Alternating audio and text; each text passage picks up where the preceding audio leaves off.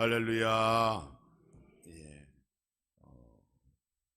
성도님들의 얼굴을 뵈니 지금 행복한 추석 명절을 보내고 계신 것 같구나 이렇게 생각되어집니다. 다 마스크를 쓰셨지만 눈을 통해서 지금 어떻게 명절을 보내시는가 제가 확인해 볼 수 있습니다. 우리 옆에 계신 분들과 함께 기쁨으로 인사하실 때 모든 인생의 시간 속에서 감사하며 살아갑시다. 인사해 보겠습니다. 시작.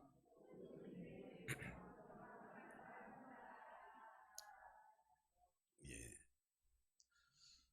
비록 예년보다 일찍 찾아온 추석 명절이지만 하나님의 은혜와 사랑 가운데 날마다 감사하시고 날마다 영광 돌리는 성도와 가정이 되기를 주님의 이름으로 축복합니다. 명절을 맞아 가족들이 한자리에 모이고 또 서로의 안부와 그동안 있었던 새로운 소식들을 서로 나누다 보면 우리가 세월이 정말 빠르구나 이런 생각을 하게 되지요. 그 소식 가운데는 기쁨의 소식도 있지만 또 슬픔의 소식도 있습니다. 저도 이제 부모님 댁 갔다 왔는데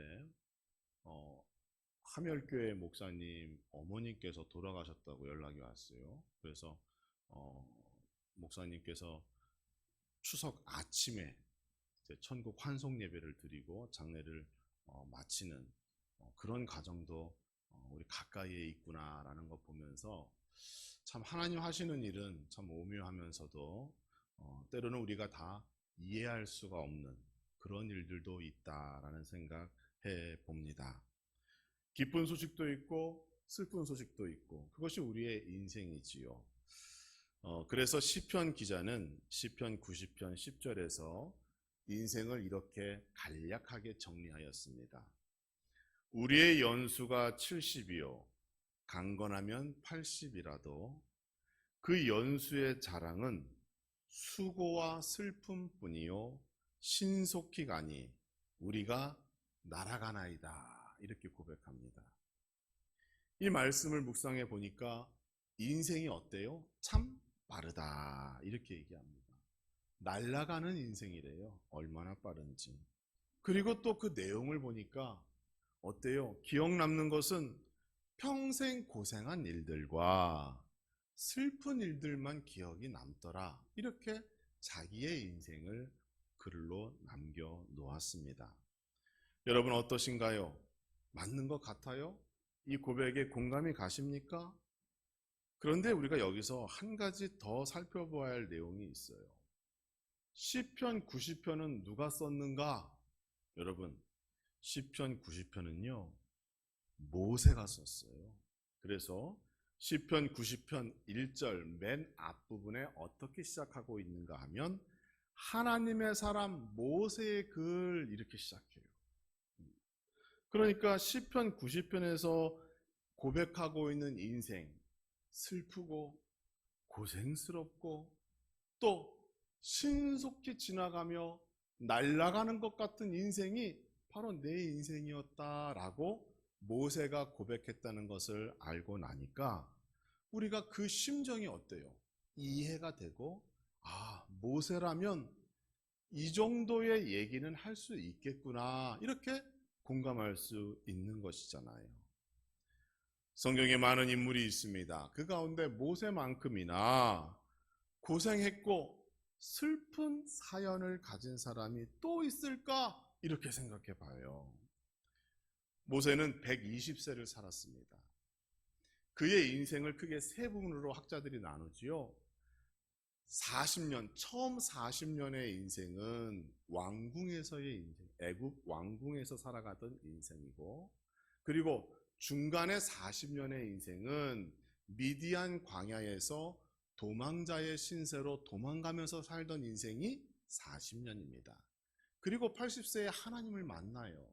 그리고 나머지 40년 동안 이스라엘 백성을 출애굽시키고 무려 40년이라고 하는 시간 동안 오늘 본문의 말씀과 같이 광야에서 그들을 약속의 땅 가나안 땅으로 인도한 지도자가 바로 모세입니다. 그 광야 이름을 성경은 가네스 바네아 이렇게 말하고 있어요. 그런데 잘 보세요. 중간에 40년도 미디안 광야에서 자기의 삶을 살았고, 인생의 후반부 40년도 가데스 바네아라고 하는 광야에서 인생을 살았어요. 합치면 몇 년이에요? 80년입니다. 80년. 이 80년이라고 하는 그 광야 생활이 때로는 자신의 삶의 터전이었고, 때로는 그곳이 피난처였으며, 때로는 그곳이 하나님께서 훈련하는 장소였고, 때로는 하나님의 축복을 경험하는 장소가 그 광야였다는 거예요. 80년이 넘는 긴 시간 동안 광야에서 살았습니다. 몇 번이나 생사를 넘는 고비를 맞이하였어요. 웃음과 울음으로 80년의 시간을 광야에서 보내게 된 것입니다. 그런데 정작 모세는요, 가나안 땅에 들어가지 못했어요. 안타까운 일이죠. 그렇게 수고하고 고생하면 하나님이 약속하신 그 축복의 땅 당연히 들어가서 거기서 평안한 노년을 맞이할 수도 있을 터인데 그러지 못했습니다. 신명기 34장 1절에서 6절의 말씀을 보니까 거기에 이렇게 기록되어져 있습니다. 좀 긴 내용이지만 제가 봉독해 드릴게요. 모세가 모압 평지에서 느보산에 올라가 여리고 맞은편 비스가 산 꼭대기에 이르매 여호와께서 길르앗 온 땅을 단까지 보이시고, 그러니까 모세에게 가나안 땅 전부를 샥 보여주신 거예요. 또 온 납달리와 에브라임과 므낫세의 땅과 서해까지의 유다 온 땅과 가나안 땅 전체를 보여주십니다. 그 산 꼭대기에서 네겝과 종려나무의 성읍 여리고 골짜기 평지를 소알까지 보이시고, 여호와께서 그에게 이르시되 이는 네가 방금 본 이 땅은 내가 아브라함과 이삭과 야곱에게 맹세하여 그의 후손에게 주리라 약속한 땅이라. 내가 내 눈으로 보게 하였거니와 너는 그리로 건너가지 못하리라 하시매. 그 사이에 요단강이 있었는데 요단강을 건너서 가나안 땅으로 너는 못 간다. 지금 그 말씀을 하시는 거예요. 이에 여호와의 종 모세가 여호와의 말씀대로 모압 땅에서 죽어 벳보을 맞은편 모압 땅에 있는 골짜기에 장사되었고, 오늘까지 그의 묻힌 곳을 아는 자가 없다. 이렇게 성경은 말하고 있어요. 가나안 땅을 바라보며 그는 그곳에서 눈을 감았습니다. 세속적인 생각으로는 야, 광야 40년, 아니 80년의 기간 동안 정말 헛고생했구나, 이렇게 생각할 수 있겠어요. 인생의 수고와 고통의 날만 기억할 정도로 힘들었던 자신의 삶을 보면서 또 한 번 광야에서 죽음을 맞이하고, 이제는 어때요? 그의 무덤을 아는 사람도 없대요. 기억에서 사라져버렸습니다. 80년을 수고했는데 어떻게 이럴 수 있을까? 이러한 생각을 우리가 인간적인 마음으로 해볼 수가 있는 것이죠. 그런데 여러분, 모세에게 그 광야가 원망스러운 장소였을까요? 가기 싫고 피하고 싶은 그러한 장소였을까요? 애굽 왕궁에서 도망친 후 미디안 광야에서 40년의 시간을 그가 보냈고, 또 40년의 시간을 이스라엘 백성들을 이끌며 그렇게 생고생을 하였는데, 우리의 생각으로는 이제는 도시가 그립고 문명이 있는 곳에 좀 가서 편하게 쉬고 싶고 문화와 편의시설이 있는 그런 곳을 그리워하는 게 마땅한데, 모세가 강조하는 것은 그런 곳이 아닙니다. 모세가 중요하다고 여기는 것은 도시도 아니고 병원도 아니고 아파트가 있는 그런 편한 곳이 아니에요. 모세는 내 하나님 여호와께서 이 40년 동안 내게 광야길을 지키게 하신 것을 기억하라 그렇게 말하고 있어요. 우리 같으면 그 광야 생각하기도 싫고 야 이제는 광야 떠나라 너희들은 행복하게 살아라 이렇게 말해야 정상인데 모세는 어때요? 오히려 그 40년 동안 고생한 광야길을 너희가 기억해야 한다라고 거의 유언과 같은 말을 남기는 거예요. 왜 그럴까요? 가나안 땅으로 들어가게 될 출애굽 2세들에게 다음 세대들에게 그 고생의 길, 수고와 슬픔이 있는 장소 광야길을 기억하라고 왜 이처럼 모세는 그들에게 권면하고 있는 것일까요?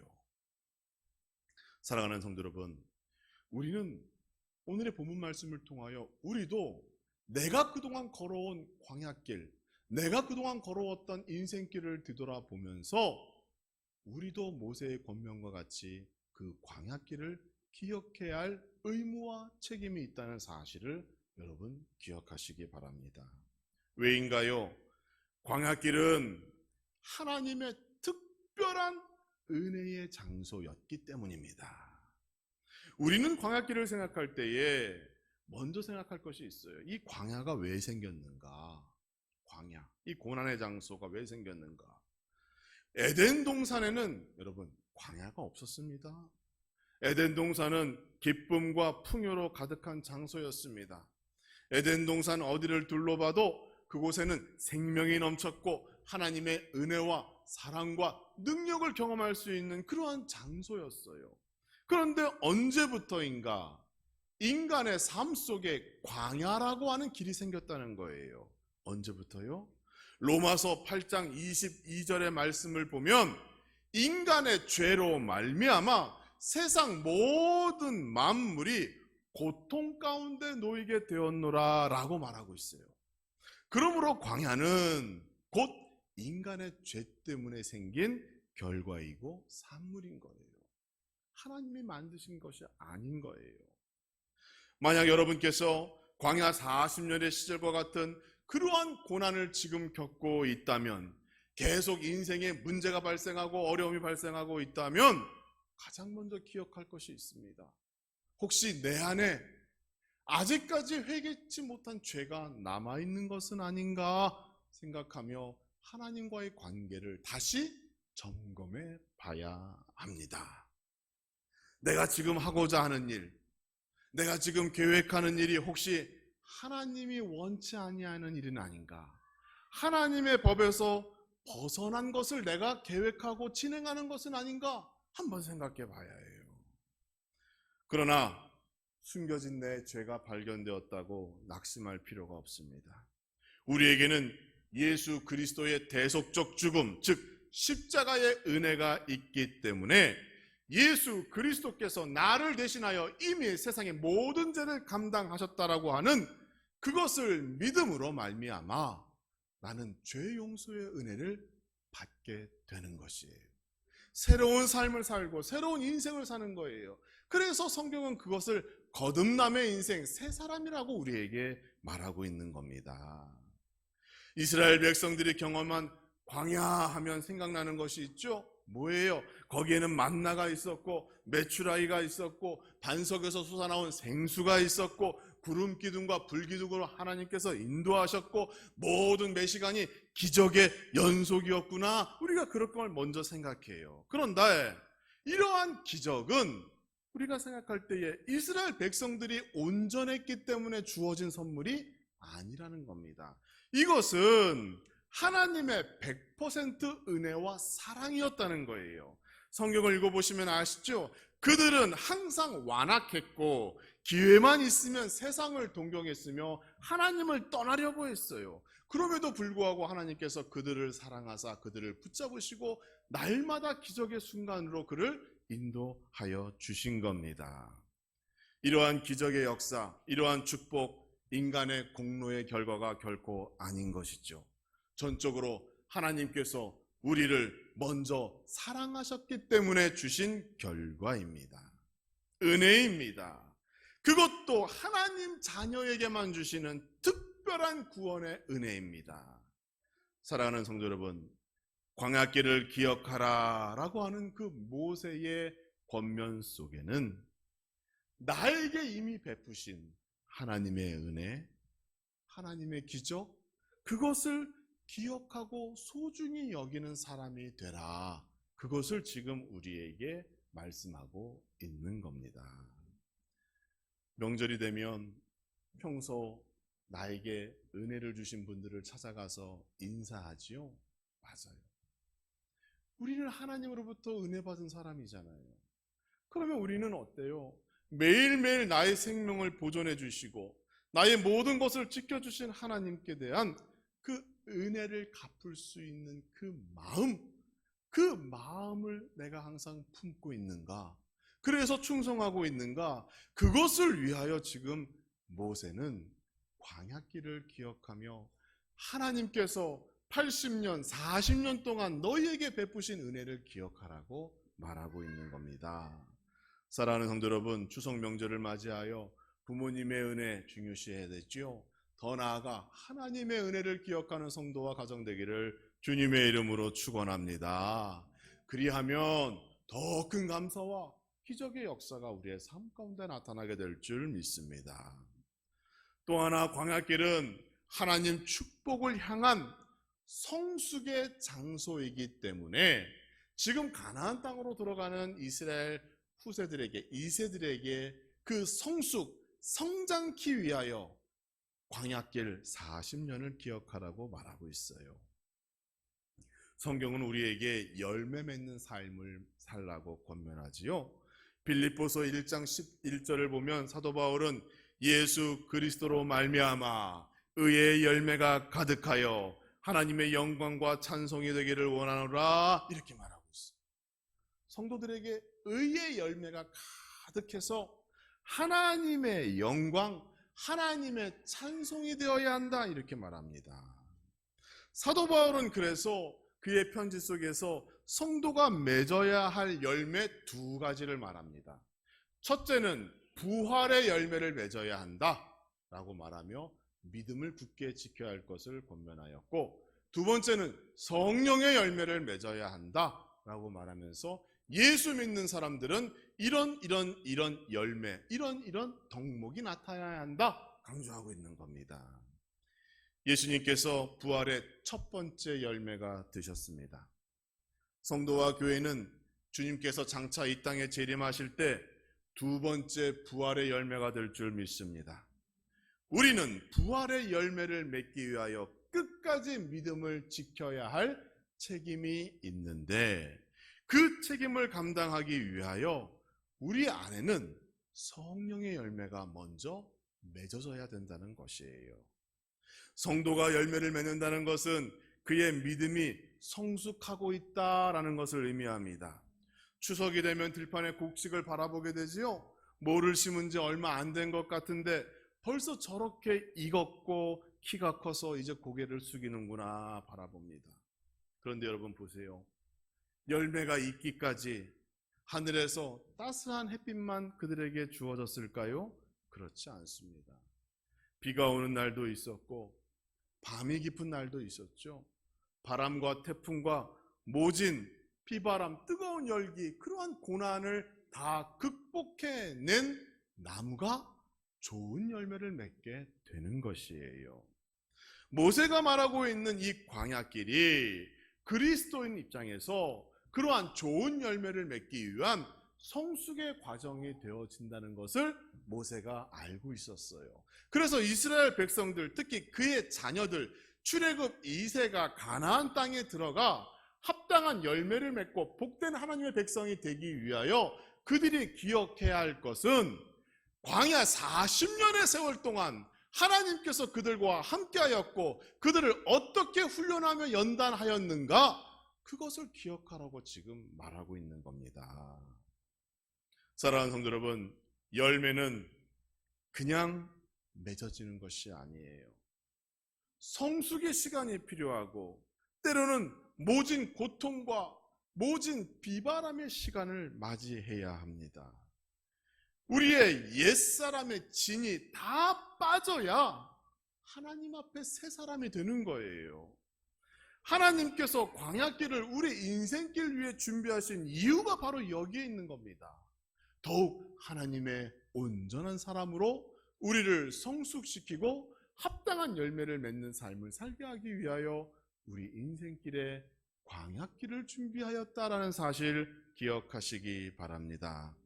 그러나 욥이 우리에게 주는 교훈과 같이 모든 고난은 그 끝이 있고 그 끝 후에는 하나님의 축복이 있다는 사실 또한 명심하시기 바랍니다. 그리하여 올해 얼마 남지 않은 몇 달 동안 지금까지는 힘들었지만 그 뒤에 역사하시는 하나님, 그 뒤에 나를 위하여 준비하신 하나님의 축복을 기억하시고 믿으시고 남은 2022년도를 잘 보내기를 다짐하시는 우리 성도 되기를 주님의 이름으로 축원합니다. 하나를 더 말씀드릴게요. 광야길은요, 하나님과 깊게 소통하는 장소였기 때문에 모세가 자손들에게 권면하고 있는 겁니다. 기독교 신앙에서 오랫동안 제기되어 온 질문 한 가지가 있습니다. 죄인인 인간이 어떻게 거룩한 하나님과 대화할 수 있을까? 여기에 대한 질문이 지금도 반복되고 있습니다. 성경 66권이 정경화 작업을 통하여 우리에게 주어졌어요. 그리고 많은 사람들이 그 말씀을 보면서 하나님과 대화하기를 노력하고 수고하고 있습니다. 수도원을 지어 그곳에 들어가 평생을 기도하는 사람도 있습니다. 인간의 죄를 버리기 위하여 평생 금욕주의적인 삶을 사는 사람도 있어요. 우리 주변에도 지금도 영성수련관 무슨 기도원의 이름으로 하나님과 소통하기 위하여 그러한 장소를 찾는 사람들이 많습니다.